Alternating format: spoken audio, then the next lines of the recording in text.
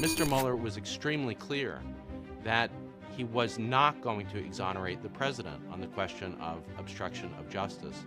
His evidence, 10 instances in which the president possibly obstructed justice, is supposed to speak for itself. And frankly, even though he never says that the president is indictable, it's very clear to anyone who is looking at those 10 instances that yes, the president likely did obstruct justice and is guilty of the crime of obstruction.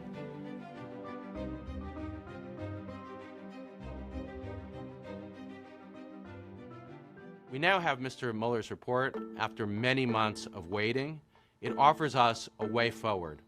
When it came to the President of the United States, the report argued, the Department of Justice has a policy of not indicting sitting presidents.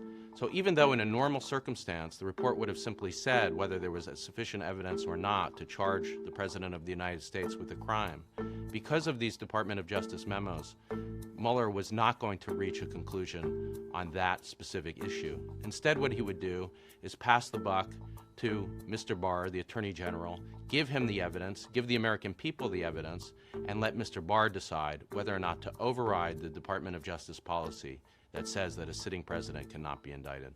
Mr. Barr could have overridden those memos, taken the evidence, and actually indicted the sitting president of the United States. That indictment would have had lots of credibility because the Attorney General is, of course, not a Democratic operative. He's somebody who's a Republican appointed by the president himself.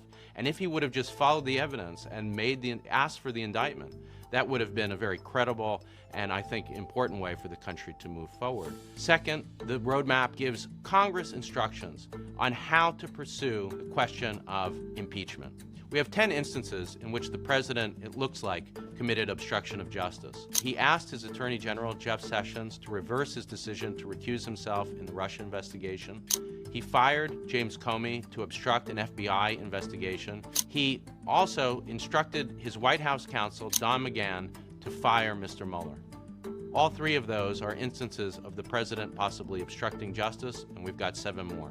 One of the reasons for impeachment, one of the reasons why impeachment is necessary, is because once the president is removed, he can face justice.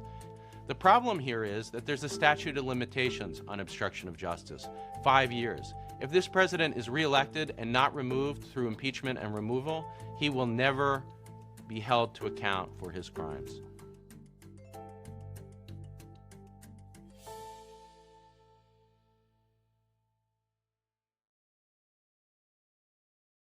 Hey, NBC News viewers, thanks for checking out our YouTube channel.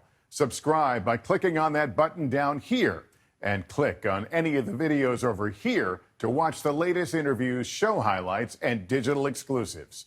Thanks for watching.